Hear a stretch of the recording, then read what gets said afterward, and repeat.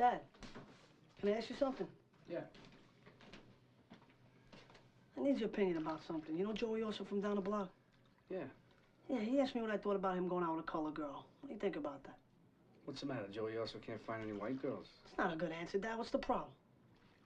You know me, I get along with everybody on the bus, but when it comes to marriage, I just think we should marry within our own, that's all. You know I'm not prejudiced. Hey, Dad, you're not prejudiced. Don't tell me you're not prejudiced, because you are. I do. I'm really trying, but I mean, we hate these people. I mean, I don't hate them, but, you know. What people? What are you talking about? What's on your mind? I met this girl. Yes, so?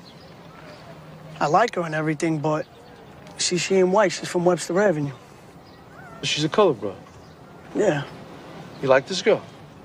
I do, but I don't want to hear all the guys. I don't want to hear their mouths. Fuck those kids. You see this chud right here? He thought Lorenzo was in the right. Go off. Now you tell me how the fuck that got on there, and where did you go? Now, for a little context, A Bronx Tale takes place in the 1960s, a period in New York history where many neighborhoods were deeply divided by race and ethnicity.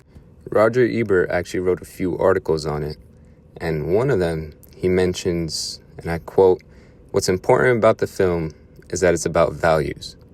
And in another article, he says that the movie is about a kid caught between two value systems. Now, I believe the two value systems to be between true crime and honest work. But as we look through the movie, we see that the people on the side of true crime have some better values than the people with honest work. So 1995 rolls around and Noel Ignatieff writes this book called How the Irish Became White. In his book, he argues that many immigrant groups gained acceptance into American society, or white American society, by distancing themselves from Black Americans and embracing the existing racial hierarchies. So these divisions were not like personal opinions or like things that they really brought from Europe, but it was just a part of everyday life. It's what they saw the top of the food chain, I guess you could say, do, and they brought it down. Similarly, Fred Gardarfe argues in We Weren't Always White that Italian Americans occupied an uncertain racial position before eventually becoming accepted as white Americans. Now, what does this mean? It means that the whites, the true whites, the Americans that were here beforehand, the ones with the money, didn't even see the Italians or the Irish as white. They were Catholic and they didn't really speak the language and they were poor. And yet for some reason, they still considered African Americans to be below them, and they still were trying to do their best to be like the people that thought that they were beneath them. So, Fred Gardarfe, as we were talking about, he has this quote, and it says that Italian Americans have become whites on a leash. So, to Gardarfe, that meant that becoming white often meant that they were accepting social expectations and racial boundaries that didn't really conform to what they believed in. They were changing themselves just so that they were doing their best to assimilate, obviously, but they were changing who they were changing their culture just so that they could fit in better with the people who believed that they were better than. You get what I'm saying? Now, the difference is back then, the boundaries were like extremely visible. Like the segregation, even though the world technically wasn't, or the nation wasn't technically segregated, you could see it when you walk around. Like, in his Parkchester review, A Bronx Tale of Race and Ethnicity, Dennis Keating quotes Metropolitan Life President Frederick Ecker. I did some research on this guy. Yo, he was some, like, insurance person. Luigi, get his ass.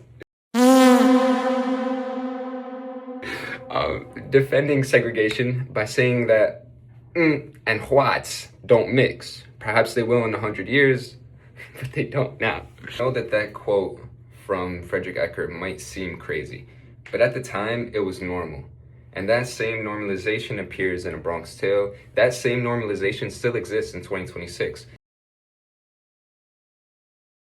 That's the reason that I'm doing this topic, because when I first watched the movie, I didn't see a problem with what Lorenzo said. I thought what Lorenzo said was perfectly fine. Like I'm not saying that I agreed with him or I thought that he was right, but I just thought, yeah, a lot of people think that you should keep the bloodline pure. I bet a lot of you guys that watched the movie were like, okay, you know, maybe I understand. Well, maybe not. Maybe I'm just okay. So back to it. The film doesn't really like portray prejudice as this dramatic hatred. It's just experiences, everyday conversation. It's jokes. It's social pressure. We see. There is a few scenes that show it as dramatic hatred, but for the most part, it's just, you know, you're hanging out in the corner with your boys and you're like, nah, I don't want those people in my neighborhood. This is our neighborhood. You know what I'm saying? Obviously, that's not right, but it was just normal at the time. And so what I'm trying to get at is that the issue isn't that racism existed. Everybody knows racism existed. Everybody knows that racism still exists today. The problem is, why do we see it as so normal?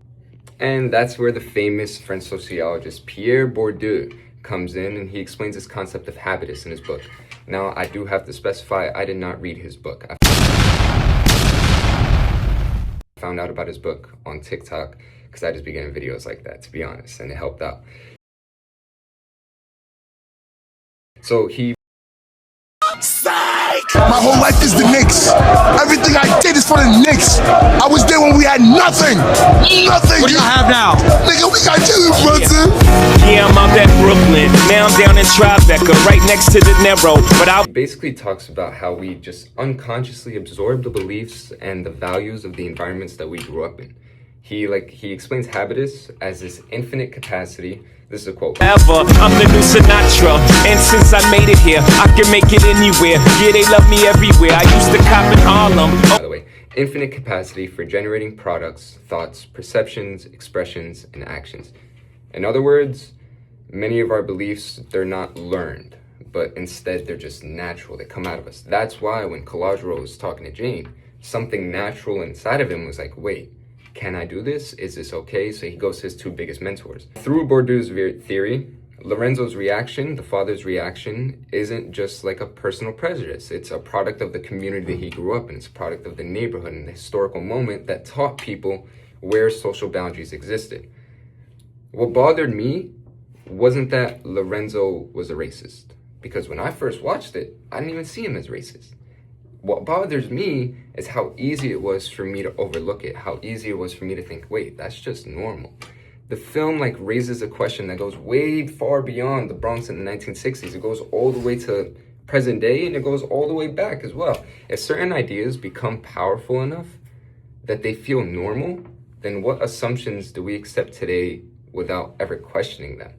All of these ideas that habitus would make you feel have to be questioned, or else we don't really know what we're doing.